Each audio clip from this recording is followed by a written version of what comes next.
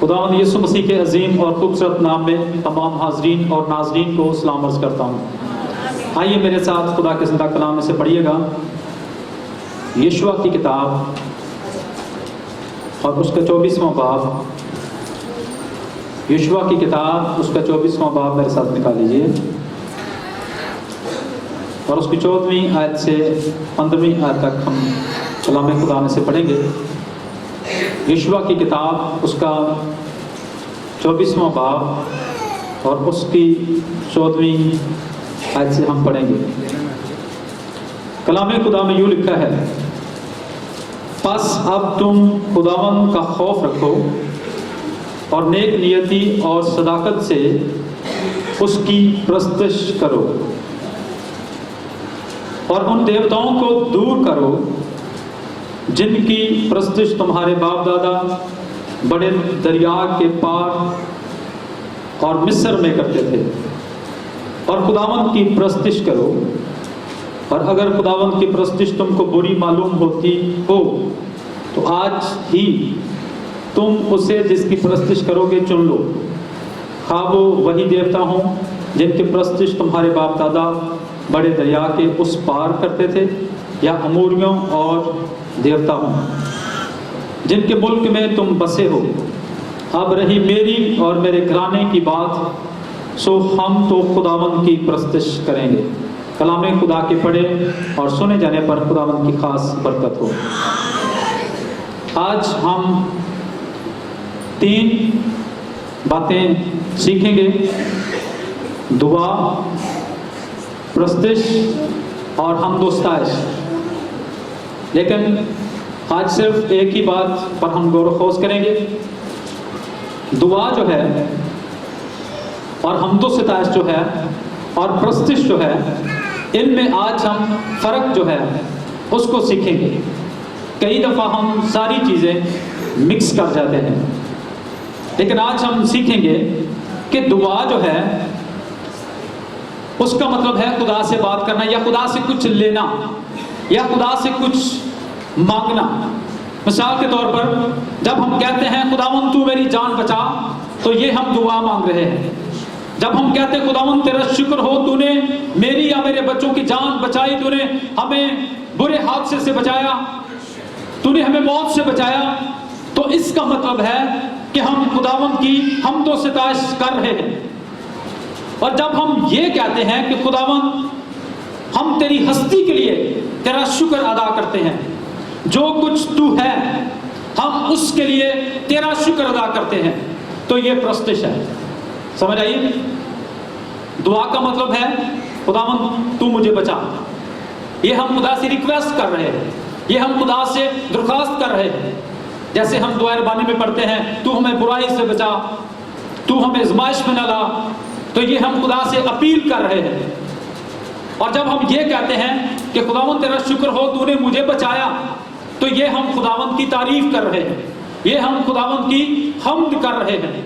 اور جب ہم یہ کہتے ہیں کہ خداوند تو کیا ہے، جو کچھ خدا ہے تو کیا ہے، آج میں آپ کو بتانا چاہتا ہوں کہ ہم کیسے خداوند کی پرستش کرتے ہیں۔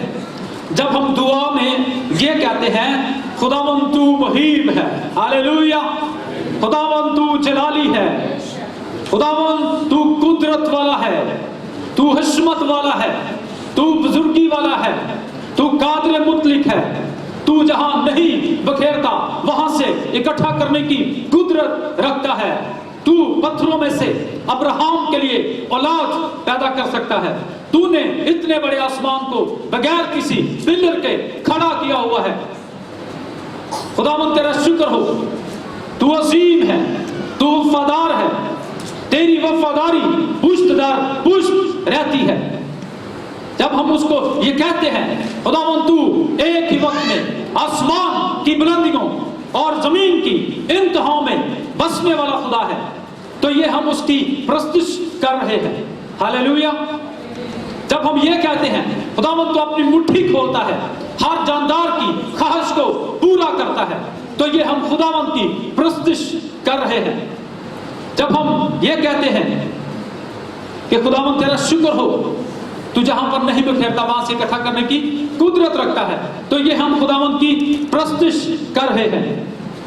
پرستش کے لیے ایک لفظ پروسکونیو استعمال ہوا ہے جس کا مطلب ہے لیٹ جانا, خدا کی حضوری میں اونچے منہ گر جانا, خدا کے قدموں کی جو ہے اس کو چومنا, قدم بوسی کرنا, اس کے سامنے سجدہ کرنا, اس کے سامنے اپنے آپ کو انڈیل دینا, اس کے سامنے اپنے آپ کو سلنڈر کر دینا, اپنے آپ کو خدا کے روح کے تابع کر دینا, ہاتھوں کو لہرانا, یہ خدا کی پرستش ہے. اور پروسکونی جو لفظ استعمال ہوا ہے وہ ایک شکاری کتے کے لیے یا پالتو کتے کے لیے استعمال ہوا ہے بائبل کے مطابق, جس کا مطلب یہ ہے کہ ایک شکاری کتا جو ہے اپنے مالک کے سامنے جو ہے وہ لیٹتا ہے, خاص طور پر جب اس کا مالک بڑے دنوں کے بعد جو ہے وہ اپنے گھر واپس لوٹتا ہے تو وہ کتا جو ہے وہ دور سے اپنے مالک کو جب دیکھتا ہے وہ دوڑا ہوا جاتا ہے اور پھر وہ اس کے پاؤں کو چومتا ہے, اس کے پاؤں میں لیٹتا ہے, اور جب اس کا مالک جو ہے وہ اس کو مارتا ہے تو بھی وہ اس کو کاٹتا نہیں ہے بلکہ وہ بار بار اپنی دم کو ہلاتا ہے. وہ کیا کر رہا ہے؟ وہ پرستش کر رہا ہے. کیا کر رہا ہے؟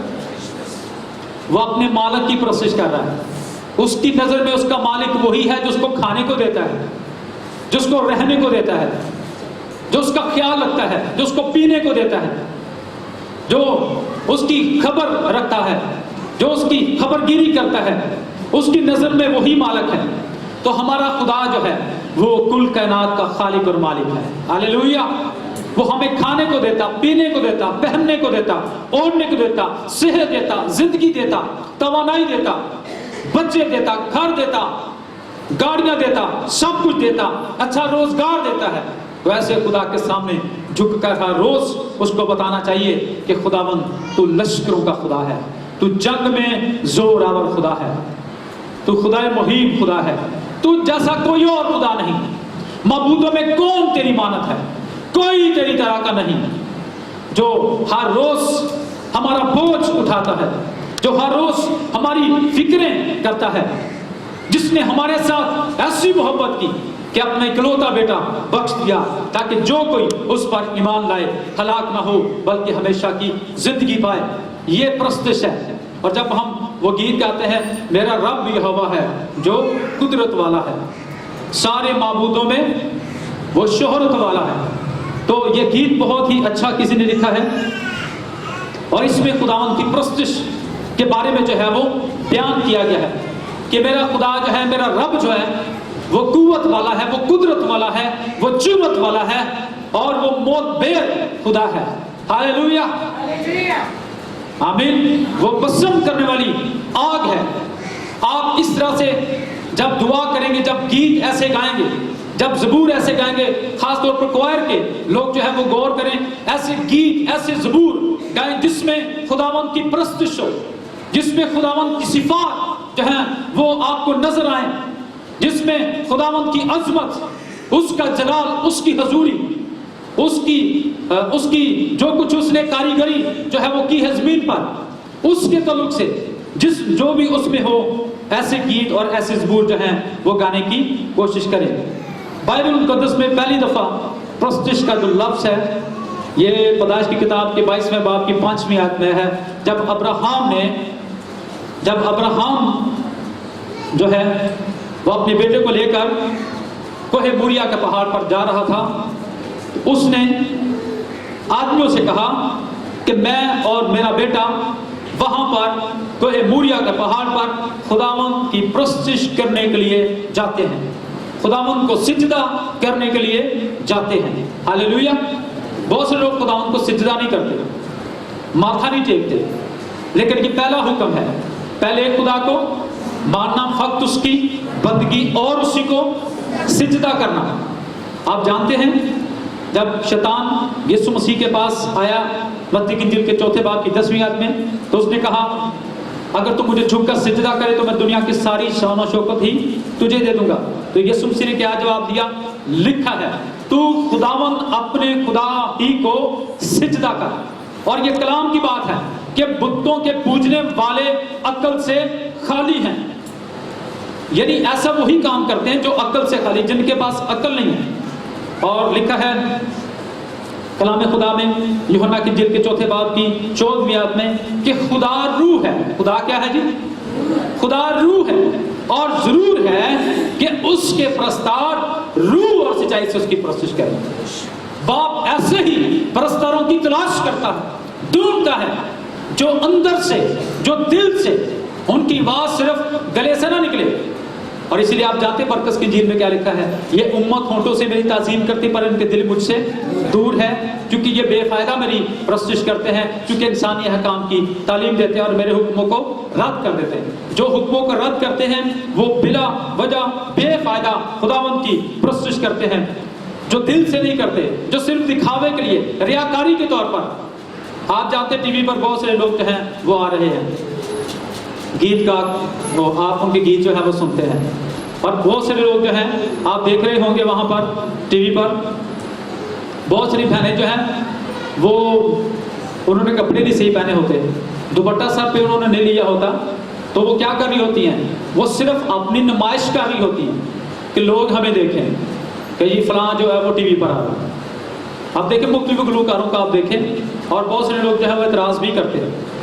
سو ہم نے خدا کو خوش کرنے کے لیے پرستش کرنی ہے، ہم نے صرف دکھاوے کے لیے نہیں کرنی، ہم نے خداوند کے نام کو عزت اور جلال دینے کے لیے کرنا ہے۔ پریز گاڈ۔ سو پرستش جو ہے اس کے معنی ہے جی کسی اعلیٰ ہستی کا احترام کرنا، عقیدہ کرنا، عقیدت کرنا، عزت کرنا، رسپیکٹ کرنا، بزرگی دینا، قدم بوسی کرنا اور اس کی اطاعت کرنا، اس کے تابع ہو جانا، اپنے آپ کو اس کے سامنے اڈیل دینا، خالی کر دینا، سلنڈر کر دینا خداوند کی حضوری میں، یہ ہے پرستش کے معنی۔ لیکن یاد رکھیے کہ ہمارے خدا کے علاوہ کوئی اور ہستی نہیں، خدا باپ اور خدا بیٹے اور خدا روح القدس کے علاوہ کوئی اور ہستی نہیں۔ ایسے ہے نا؟ غور کر رہے ہیں آپ سب؟ یعنی ان کے علاوہ کسی اور کو سجدہ واجب ہے ہی نہیں، چونکہ یسایا میں لکھا میں واحد خدا ہوں، میرے سوا کسی اور کو سجدہ نہ کرنا۔ اور اگر ہم کرتے ہیں تو پھر ہم خداوند کے غیرت کو جوش دلاتے ہیں۔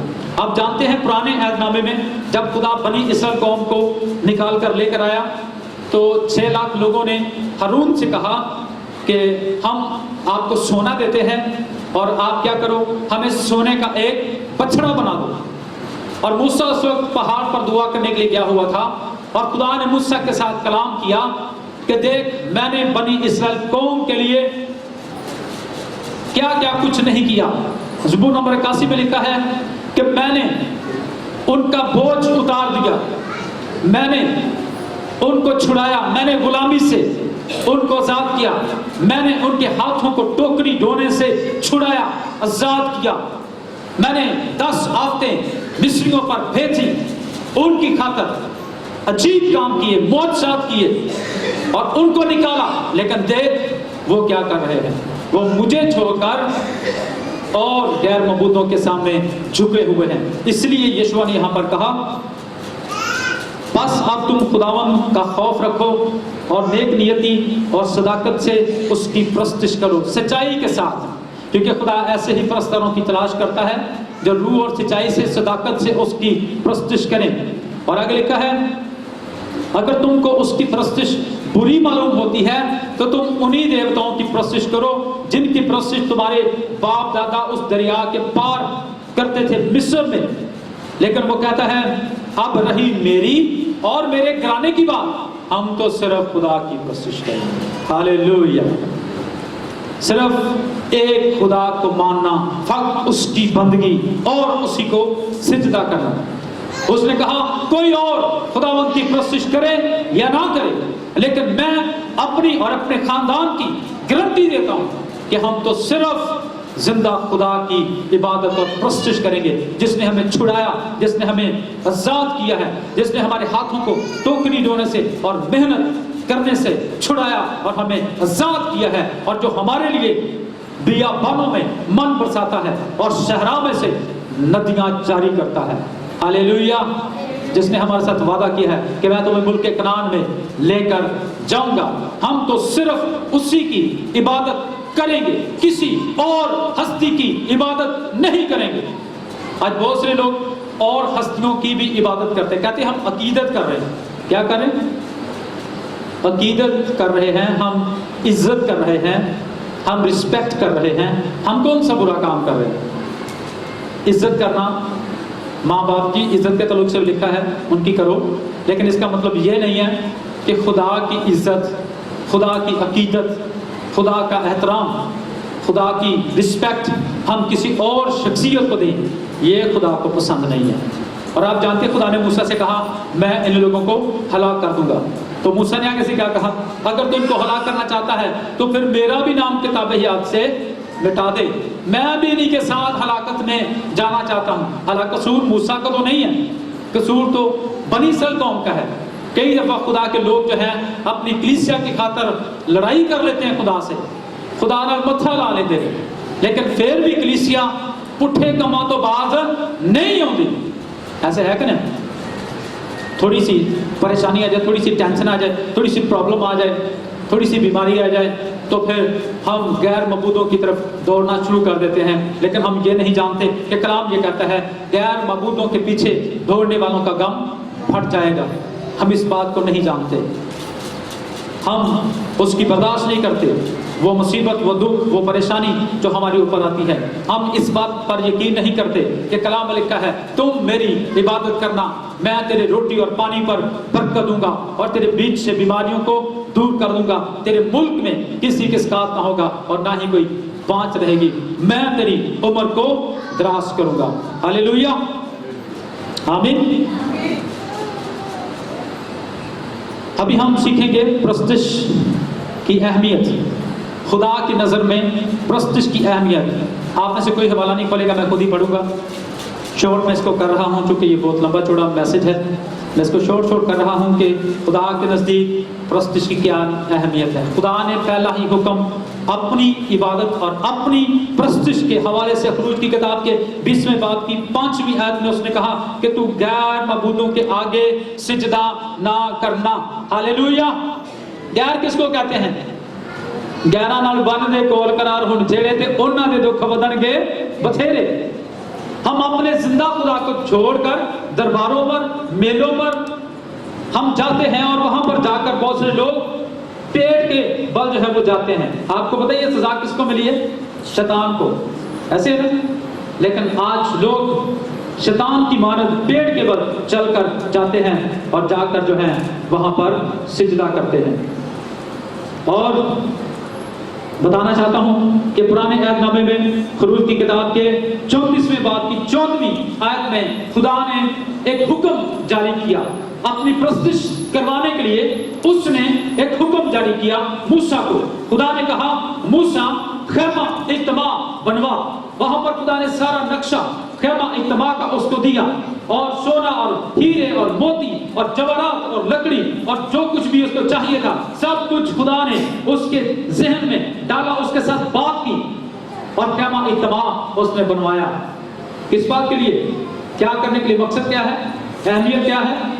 कि खुदावंद की प्रस्तिश हो सके, सारे लोग एक जगह पर जमा होकर खुदावंद की प्रस्तिश कर सकें और उसके नाम को इज्जत और जलाल दे सकें।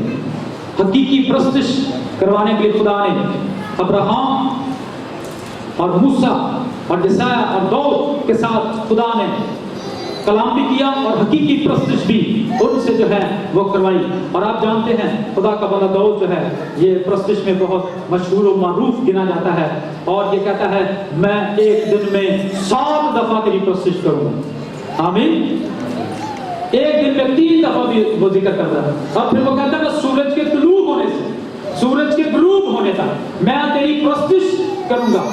और भेड़े चराता हुआ भी वो खुदावंद की प्रस्तुति करता है, चलता फिरता भी वो खुदावंद की प्रस्तुति करता है, काम काज करते हुए भी वो खुदावंद की प्रस्तुति करता है, जंग करने से पहले भी वो खुदावंद की प्रस्तुति करता है, फतह पाने से पहले भी वो खुदावंद की प्रस्तुति करता है। और इसीलिए खुदा उसको फतह पर फतह बख्शता गया और लिखा है दौड़ तरक्की पर तरक्की और फतह पर फतह पाता गया, क्योंकि वो खुदावंद का सच्चा प्रस्ताव था। भेड़े चराते हुए वो प्रस्तुति करता था, जरा गौर कीजिए, भेड़े चराते हुए वो अकेला ही खुदा की प्रस्तुति करता था। भेड़े तो प्रस्तुति नहीं सुनती थी, उनको क्या पता प्रस्तुति क्या होती है, लेकिन वो जानता था कि मेरा खुदा हर जगह पर मौजूद है। हालेलुया, मेरा खुदा मेरी प्रस्तुति को सुन रहा है। इसलिए उसने कहा, खुदाया तेरी रूह तो भला ना सके किधर जावा, समुद्रों पार जाओ उतरा तो ओथे भी तू, आसमाना के उत्ते चढ़ जावा तो ओथे भी तू, पताल में चला जाऊं तो वहां पर भी तू। और वो हर जगह पर खुदावंद की प्रस्तुति करता, हैकल में भी। और 4000 उसके साजिंदे थे, 4000 उसके जो है वो बजाने वाले थे, और ये खुद भी परस्तार भी था, मौसीकार भी था और खुद भी बजाने वाला था। अब जाते जब ये प्रस्तुति करता था तो लिखा है कि सौल के ऊपर जो बदरू चढ़ी होती थी, जब ये जाकर सिर्फ प्रस्तुति करता था, बजाता था और वो बदरू उसमें से निकल जाती थी। क्या कभी क्वायर ने, क्या कभी हम सब ने ऐसी दुआ खुदा से की है, खुदावंद जब मैं गाऊं, जब मैं बजाऊं तो बदरूहें लोगों के अंदर से भागना शुरू करें। आप जानते आर्मस मल को मैं यहाँ पर याद करना चाहता हूँ।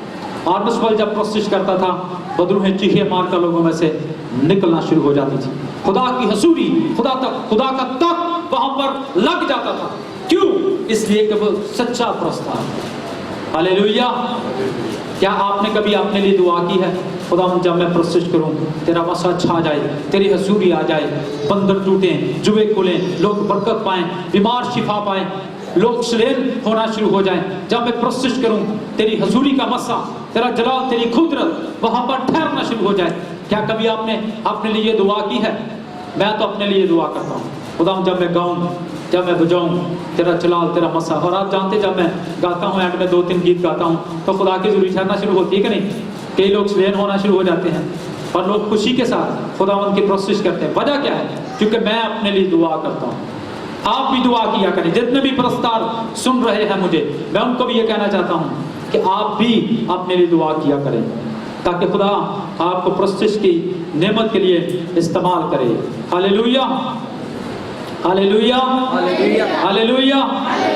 बहुत सारे लोग जो हैं वो लकड़ी और पत्थर और बेजान बुतों के सामने झुककर उनकी प्रस्तुति करते हैं, क्योंकि उनकी अकल को इस जहां के खुदा ने अंधा कर दिया है और दिमागों पर पर्दा डाल दिया है, ताकि वो देखते हुए ना देखें और जानते हुए ना जाने। इसलिए कलाम में लिखा है, बुतों के पूजने वाले सब अकल से खाली है।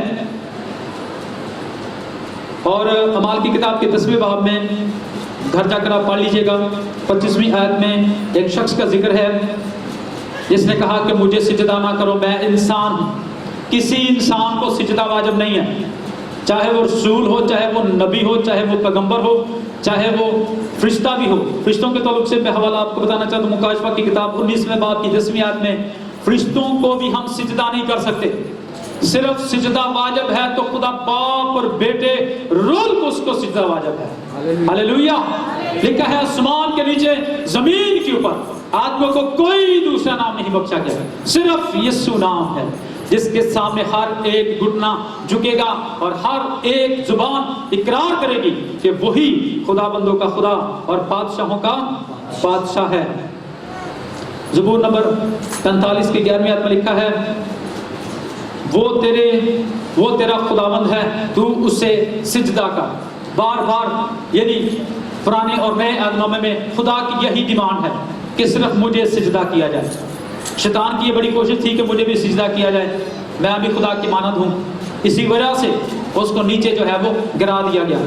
लेकिन खुदा की ये डिमांड है कि खुदा के लोग जो हैं वो खुदावंद को सिजदा करें। हालेलुया। इसी तरह हम खुदावंद की हजूरी में आगे बढ़ेंगे और 1-2 बातें और देखेंगे। ابھی آپ جو ہے وہ میرے ساتھ ایک حوالہ نکالیے گا، استثناء کی کتاب، اس کا 4واں باب اور اس کی 14ویں آیت۔ استثناء پرانے عہد نامے کی 5ویں کتاب، استثناء کہتے ہیں، استثناء نہیں ہے، استثناء، ٹھیک ہے جی۔ استثناء اس کا 4واں باب اور 14ویں آیت پڑھیے گا۔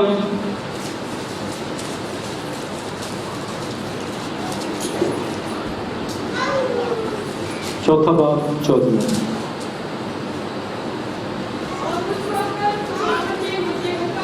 اور اس وقت خداوند نے مجھے حکم دیا کہ تم کو یہ آئین اور احکام سکھاؤں تاکہ تم اس ملک میں جس پر قبضہ کرنے کے لیے جا رہے ہو ان پر عمل کرو، سو تم اپنی خوب ہی احتیاط رکھنا، کیونکہ تم نے اس دن جب خداوند نے آگ میں سے ہو کر حوروں میں تم سے کلام کیا کسی طرح کی کوئی صورت نہیں دیکھی، تاکہ نہ ہو کہ تم بگڑ کر کسی شکل یا صورت کی کھوتی ہوئی مورت اپنے لیے بنا لو جس کی شبیہ کسی مرد یا عورت کی مانند ہو۔ انڈرسٹینڈ؟ یہ حوالہ میرا پڑھنے کا کیا مقصد ہے کہ ہم نے کسی عورت یا کسی اور مرد کو سجدہ نہیں کرنا، نہ ہی کسی سے ہم دعا کر سکتے ہیں، نہ ہی کسی کی ہم پرستش کر سکتے ہیں، نہ ہی ہم کسی کی عبادت کر سکتے ہیں، نہ ہی ہم کسی کی حمد کر سکتے ہیں۔ یہ بالکل سختی کے ساتھ خدا نے منع کیا ہے جب خدا بنی اسرائیل قوم کو نکال کر لے کر آیا ہے، اور یہاں پر لکھا ہے کہ کسی مرد یا کسی عورت کو جس کی شبیہ، جس کی شکل کسی عورت یا کسی مرد کی سمجھ کر بنائی گئی ہو۔ مجھے یہ بتائیں، آج سے 2017 سال پہلے کوئی کیمرے تھے؟ 2017 سال پہلے کوئی کیمرے تھے کہ نہیں تھے؟ تو پھر یہ یسوع مسیح کی تصویریں کہاں سے آ گئی؟ یہ مقدسہ مریم کی تصویریں کہاں سے آ گئیں؟ یہ شاگردوں کی تصویریں کہاں سے آ گئیں؟ کہاں سے آ گئی؟ یہ تصور ہے، یہ کیا ہے؟ یہ تصور ہے، یہ خیال ہے، یہ ایک نظریہ ہے کہ وہ ایسے ہوں گے۔ تینوں رکھیا ہنیرے وچ عالمہ تیرا دسیا نہ ہونا سدھا ظالم۔ یہ میں آج آپ کو ایک خاص بات، گہری بات بتانے لگا، میں شارٹ کر رہا ہوں، خاص گہری بات۔ جدو یسوع مسیح نے آنا نا، وہ تو پتہ کتنا لوگوں نے گمراہ ہونا ہے، جنہ دیاں اکھاں چ یسوع مسیح مقدسہ مریم تے شاگرداں دیاں تصویراں اکھاں چ جنہ سمائیاں نے، جنہ گھراں چلائیاں۔ چونکہ لکھا کچھ شک نہیں، شیطان بھی اپنے آپ کو نورانی فرشتے کا ہم شکل بنا لیتا ہے۔ اگر اس کے خادم بھی راست بازی کے خادموں کے ہم شکل بن جائے تو اس میں کوئی بڑی بات نہیں۔ یہاں پر ذرا غور کیجیے، یہ حوالہ جو میں نے آپ کے سامنے پڑھا ہے، میں پھر دوبارہ پڑھوں گا۔ تا نہ ہو کہ تم بگڑ کر، تا نہ ہو کہ تم بگڑ کر، یہ مطلب یہ ہے کہ جڑے بھی لوگ کسی مرد یا عورت دی شکل بنا کے، تصور بنا کے، شکل بنا کے، تشبیہ بنا کے، تصویر بنا کے، یا کوئی سٹیچو یا بت بنا کے لکڑی دا یا پتھر دا وہ دے سامنے سجدہ کردا تے وہ بگڑیا ہویا بندہ، وہ کیڑا بندہ؟ تے آپاں ایہو جے بگڑے ہوئے بندیاں لئی بریانی دیاں دیگاں بنا کے تے مالا انہاں دے گل وچ پا کے انہاں نوں بڑی خوشی نال انہاں نوں سی توڑنے آ، بڑے چنگے کام جان دے۔ بھائی یہ ٹھیک کام نہیں ہے، یہ کلام کے مطابق ہی غلط ہے، یہ خدا کا کلام ہمیں سکھا رہا ہے۔ مقدسہ مریم ہماری ماں ہے، یسوع مسیح کی بھی ماں ہے، لیکن اس نے کہیں نہیں یہ کہا تھا کہ میرا کہیں میلہ منانا یا میرے سامنے سجدہ کرنا یا میرے سامنے چڑھاوے چڑھانا یا چادریں چڑھانا یا مجھ سے دعا کرنا یا مجھ سے منتیں ماننا یا میری عبادت کرنا یا میری پرستش کرنا، کہیں کلام میں یہ نہیں لکھا۔ چونکہ لوگوں کو شروع سے غلط تعلیم دی گئی ہے، اس لیے بہت سے لوگ اس تعلیم کے مطابق ہی چل رہے ہیں، اور اگر اس تعلیم کو بدل دیا جائے تو لوگ تو غلط پہ جان گے۔ لوگ کہنے کہ لو جی ساڑھے پیو دادے نیرے چ مر گئے، گناہ چ مر گئے۔ یہ سنیے میری بات، یہ بت پرستی کا جو گناہ ہے یہ ایسے ہی ہے جیسے زنا کاری کا گناہ ہے، جیسے لکھا ہے ایک عورت جو ہے وہ اپنے مرد کو چھوڑ کر کسی اور کے پاس جائے تو وہ زنا کر رہے ہیں، ایسے ہی جب ہم چھوڑ کر نا مسیح کو یا خدا کو ہم کسی اور کے سامنے جا کر سجدہ کرتے ہیں تو یہ زنا کاری کا گناہ ہے۔ اس لیے کلام یہاں پر کہہ رہا ہے نہ ہو، ایسا نہ ہو کہ تم بگڑ کر کسی شکل یا صورت کی کھودی ہوئی مورت اپنے لیے بنا لو جس کی شبیہ کسی مرد یا عورت یا زمین کے کسی حیوان یا ہوا میں اڑنے والے پرندے یا زمین کے رینگنے والے جاندار یا مچھلی سے جو زمین کے نیچے پانی میں رہتی ہے ملتی ہو، یا جب تو آسمان کی طرف نظر کرے اور تمام اجرام فلک یعنی سورج اور چاند اور ستاروں کو دیکھے تو گمراہ ہو کر ان ہی کو سجدہ اور ان کی عبادت کرنے لگے جن کو خداوند تیرے خدا نے روح زمین کی سب قوموں کے لیے رکھا ہے۔ ہاں جی، سمجھ آ گئی؟ اب تو پوری دنیا کی میں نے آپ کو سیر کروا دی کہ پوری دنیا میں آپ ہندوؤں کو دیکھیں، وہ سورج کی پرستش کر رہے ہیں، کوئی ہاتھی کی پرستش کر رہا ہے، کوئی گائے کی پرستش کر رہا ہے، کوئی پتہ نہیں کون کون سی ماتا کو وہ مان رہے ہیں۔ آپ دیکھتے ہیں ڈراموں میں، فلموں میں، آپ اپنے گھروں میں، اور آپ دیکھ رہے ہیں کہ وہ کیسے کیسے وہ عبادت کر رہے ہیں۔ آگ کی کوئی پرستش کر رہا ہے، کوئی چاند کی پرستش کر رہا ہے، کوئی ستاروں کی پرستش کر رہا ہے۔ خدا کا کلام ان ساری چیزوں سے ہمیں منع کرتا ہے۔ یہ خدا کی کاراگری ہے۔ اس لیے جو کچھ بھی ہمیں خدا کی کاراگری میں سے نظر آتا ہے، جو ہماری عقل کے خلاف ہوتا ہے، مفوق الفطرت ہوتا ہے، عقل کے خلاف، جس کو ہماری عقل تسلیم نہیں کرتی، ہم اسی کو خدا ماننا شروع کر دیتے ہیں۔ ایسے ہے کہ نہیں؟ لیکن خدا کا کلام ہمیں آج منع کر رہا ہے کہ ایسے سارے لوگ کیا ہیں جی؟ گمراہ ہیں۔ میں پھر دوبارہ ریپیٹ کرنا چاہتا ہوں، لکھا ہے سورج اور چاند اور ستاروں کو دیکھے تو گمراہ ہو کر، اس کا مطلب ہے کہ ایسے لوگ کیا ہیں جی؟ گمراہ ہیں، اور میں نے اور آپ نے ان کو گمراہی سے باہر نکالا۔ لکھا ہے میرے لوگ عدم معرفت کی وجہ سے ہلاک ہو جاتے ہیں، کلام کا علم نہ ہونے کی وجہ سے لوگ ہلاک ہو رہے ہیں۔ آج ہمیں خود بھی خداوند کی پوجا کرنا ہے اور دوسرے لوگوں کو بھی بتانا ہے۔ So God bless you. خداوند آپ سب کو آج کے کلام کے وسیلے سے برکت دے، خداوند آپ سب کے ساتھ ہو اور آپ سب کو برکت دے۔ ہاللیلویا۔